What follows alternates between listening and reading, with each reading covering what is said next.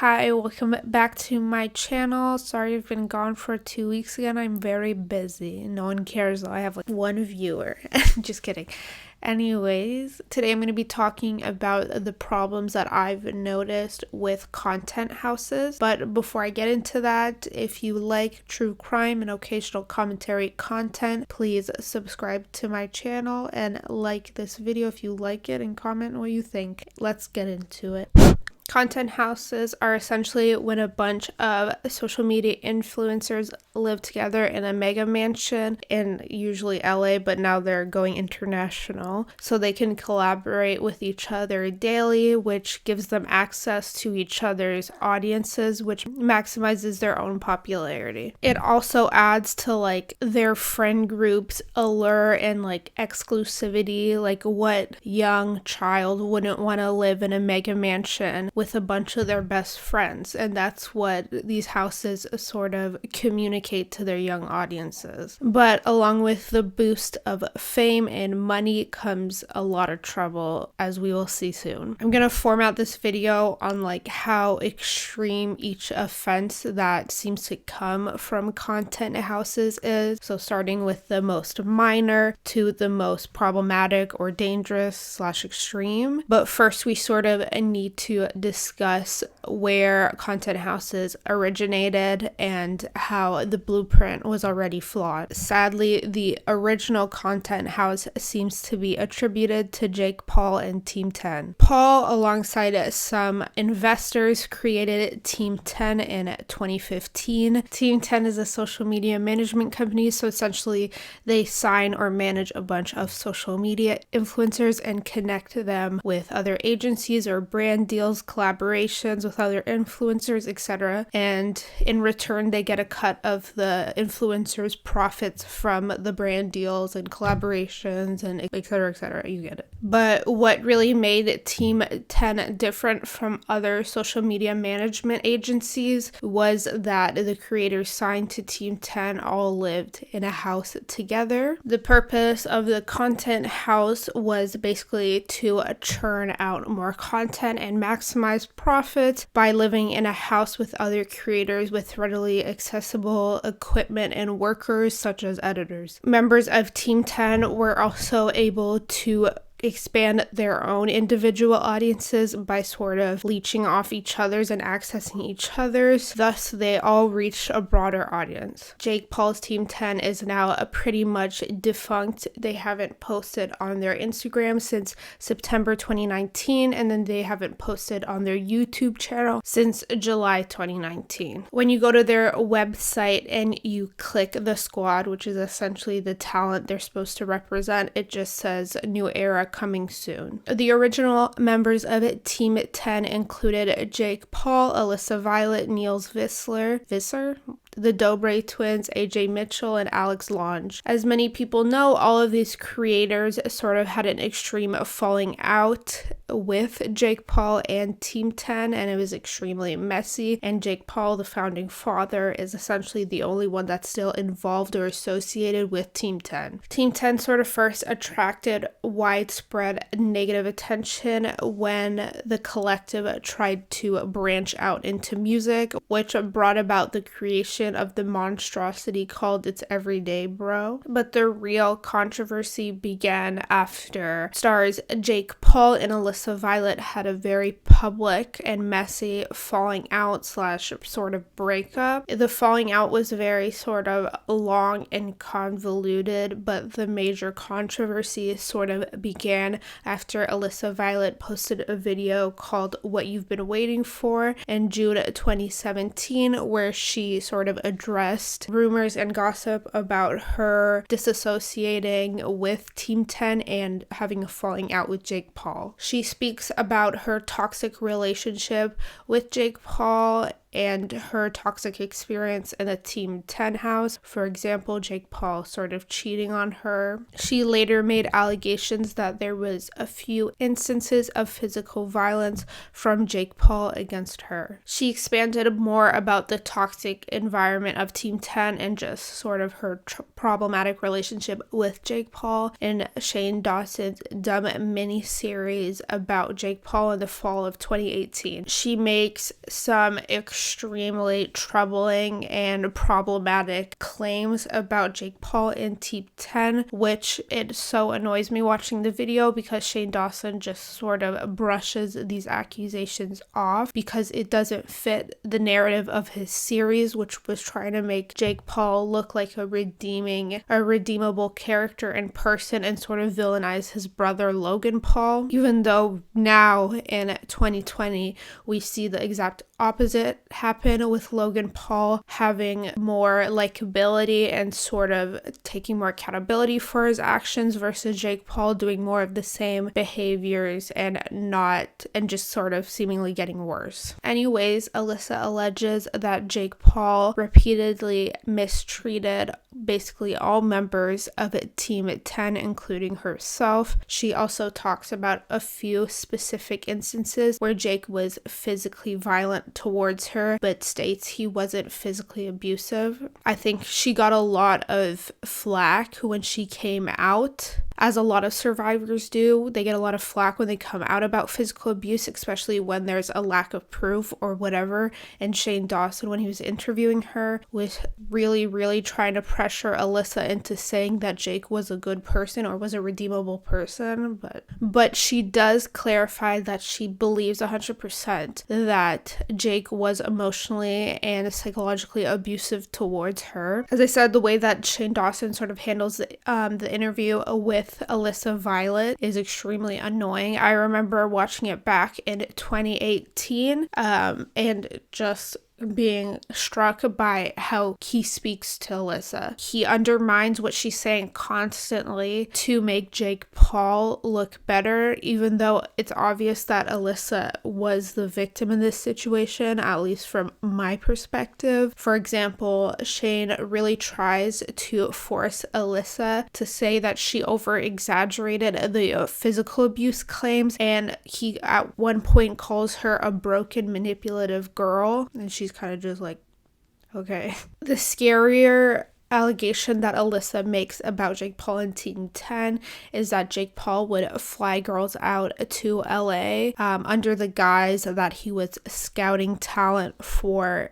Team 10, and then once the girls were there, he would sort of sleep with them or hook up with them, and then they'd leave, and he would never follow up about scouting for Team 10. His motivation, in my opinion, seemed to be that he wanted to have sex with the girls, so he used his popularity and Team 10 as leverage. This pattern of behavior seems to emulate the problem that recently came out with the Me Too movement in Hollywood, where a lot of predominantly male directors would sort of manipulate young actors or actresses into sleeping with them or doing sexual favors to secure a role. I'm not saying that Jake Paul had unconsensual sex like someone like Harvey Weinstein did, but it's definitely like a problematic and troubling and manipulative behavior. She also describes potential financial abuse against her perpetrated by Team 10 and Jake Paul. She said that they would withhold money that she made from like YouTube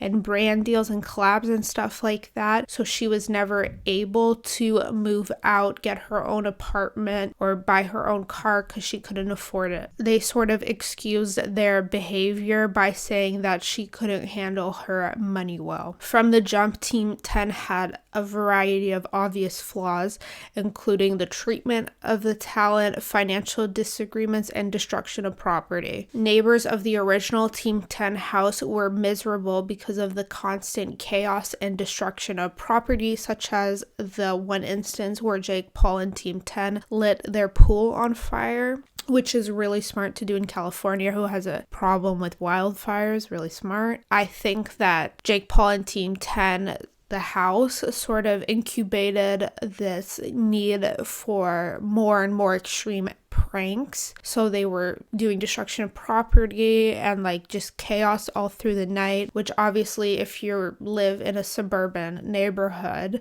that's not gonna bode well. Their extreme pranks literally put people and their property in constant danger. Eventually, in response to the drama with the neighbors, Team 10 moved to a new, bigger but more secluded McMansion, but this didn't stop the problem of the revolving door of talent. So essentially the blueprint for content houses was already terribly flawed, and then next comes the popularization of TikTok and TikTok content houses. TikTok started gaining widespread international popularity around 2018-2019, and soon enough TikTok creators realized that they could gain popularity in a huge audience by just dancing or lip syncing for 15 seconds. Gen Z's new megastars are pretty much all TikTok stars. For example, Charli D'Amelio and Addison Rae. So anyways, the content houses of TikTok started with Thomas Pietru, I don't care, who at some point he was either a part of Team 10 or he was just associated with the talent in Team 10, like he was friends with them, so he was featured in some of their videos like a few years back around 2017, and he used the model of the Team 10 house to create a new and currently the biggest TikTok content house called the Hype House. He created it alongside social media stars Daisy Keech and Chase Hudson, better known as Little Huddy from TikTok. So they used the Team 10 model, as I said, which meant that they rented a mega mansion and stuffed it with a bunch of basically TikTok influencers so they could collaborate constantly, maximize profits, and increase their individual audiences. It also seems like a lot of these TikTok content houses sort of rip off or emulate David Dobrik's content, where it's like a very exclusive squad or cast of characters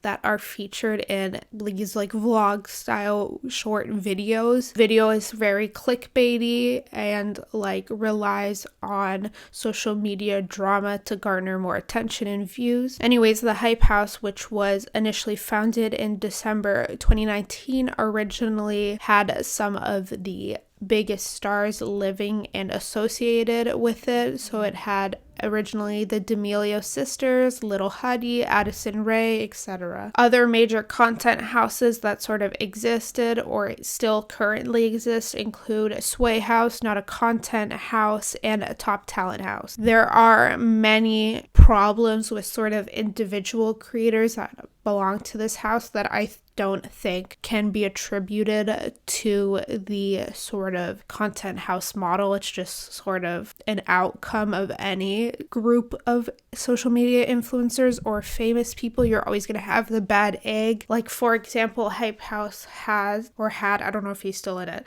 Tony Lopez, who is a 21-year-old like sort of TikTok dancer dude, and he currently is facing allegations and potentially charges of sexting and grooming underage fans.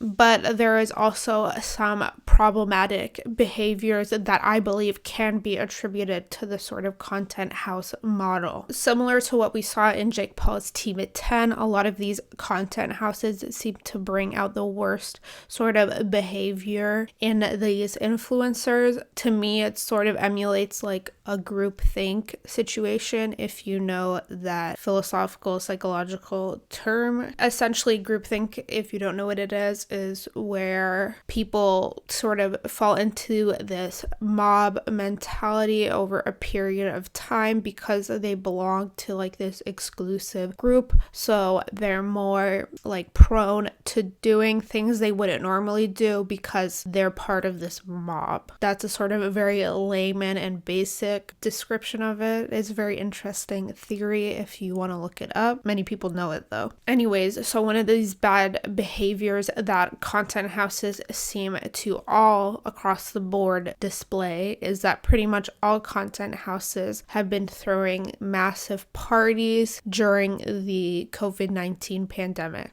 But for this topic, I want to do more of a case study, so I want to focus on one content house that I believe sort of perfectly represents my point, which is Sway House. I did a video a couple months back where I focus on Bryce Hall, who is a member of Sway House, and just like his history of controversies. And in it, I sort of briefly describe the problem with Sway House and pandemic parties and how Bryce Hall reacted to that, alongside how other members of Sway House reacted to that. You can watch that video below. I'll link it in the description of this video, but I'll briefly recap what I'm talking about to sort of exemplify this reason why content houses suck. Sway House and its members sort of pride itself on being the frat house of TikTok content houses, so their behavior is pretty Neanderthalish accordingly.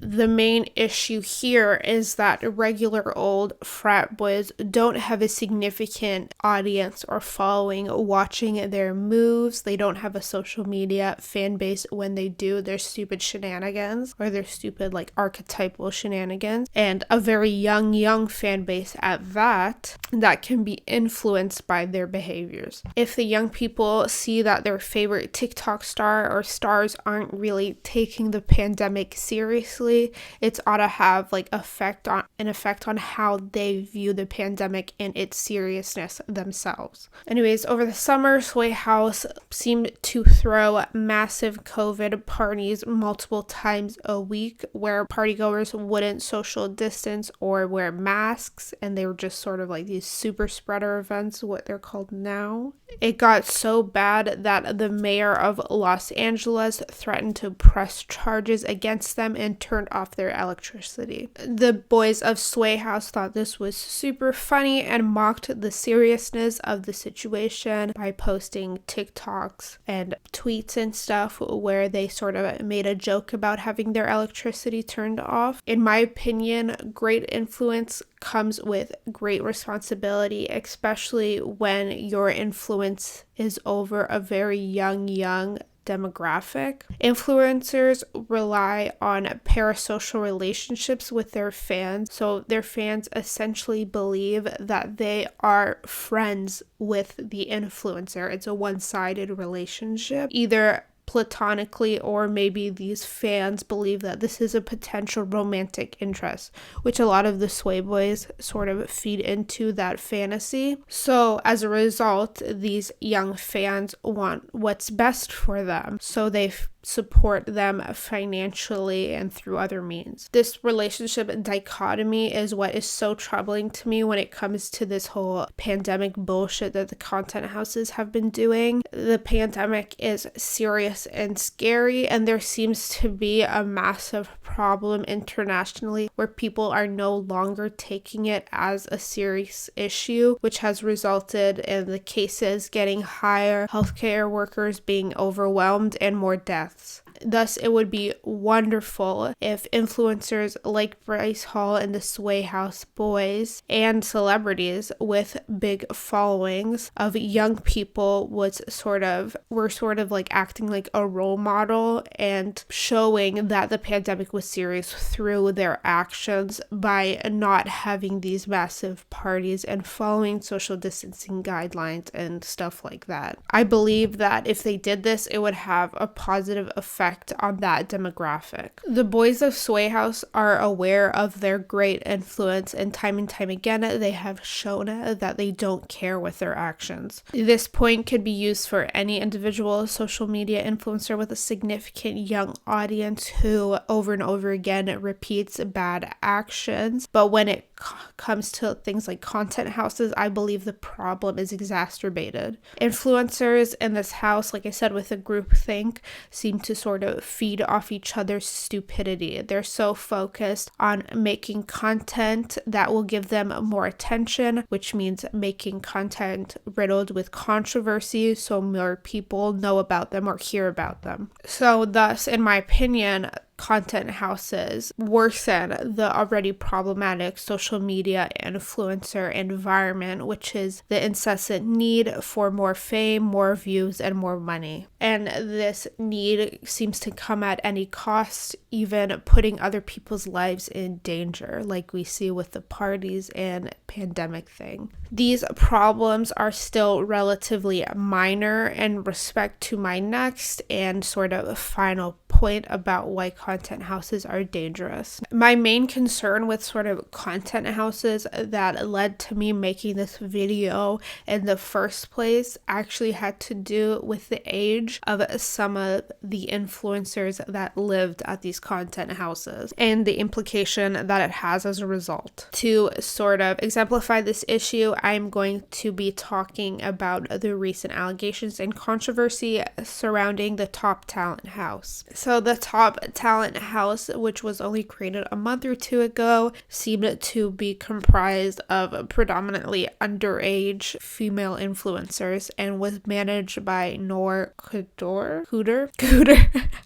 In recent weeks, numerous allegations of grooming by Noor against top talent girls and other underage females have become public. Noor is currently 21 years old. I am not going to name the underage victims that have become public, as it is against my personal ethics to identify them publicly, but I will link Def Noodle's Twitter thread below if you want to see more information. I sort of first heard about this whole fiasco through him on Twitter, so it would be awful of me not to credit him. Former top talent members and people that knew these top talent members, who were all underage by the way, alleged that Noor supplied them with drugs and alcohol or got his assistant to supply them with drugs and alcohol. He also allegedly would encourage underage girls that he managed to have sex with adult influencers, which I hope it comes to light which influencers these are, because they're pedophiles. There are many allegations of financial abuse as well. So basically Noor and Top Talent withholding money from his clients and independent contractors that he had hired. There are also allegations that Noor has a history of sexually assaulting women. It is alleged that when he was in high school, he roofied two girls in an attempt to take advantage of them. Therefore, even when he was a minor himself, he had a history of alleged sexual violence and exploitation, which are what the allegations he's currently facing with top talent members. My point is that I don't think minors should be living in these content houses. I think it's wildly inappropriate and unsafe, which can lead to situations like what happened to Noor and in the Top Talent House. Noor was in a position of power. He managed these young, primarily female influencers and connected them to brands and other influencers. Therefore, there was a power imbalance between him and his clients. Therefore, it was much easier for him and other people in his position to manipulate these young females and abuse them or exploit them. These girls are so young. There's already problems with exploitation happening with young adult females and other identities, but it's so much worse when it's minors that should be under the protection of their parents still. I don't think they should be living away from their parents. I think it's so inappropriate. They should be sort of living under the watchful eye of a loving parent or guardian, not with the 21-year-old who has a history of alleged sex assault. So my main problem with content houses was the age of the influencers, and that I believe it increases the likelihood for them being exploited. I think the need that many young people have, or the want to be famous, be it the next TikTok star, puts them in danger for being exploited or abused, and it shouldn't be allowed. These young girls and boys and otherwise shouldn't be living in these houses managed by potentially predatory individuals. Anyways, that's really it for this video. I hope you enjoyed it. Please like and subscribe if you want, and I'll see you next time.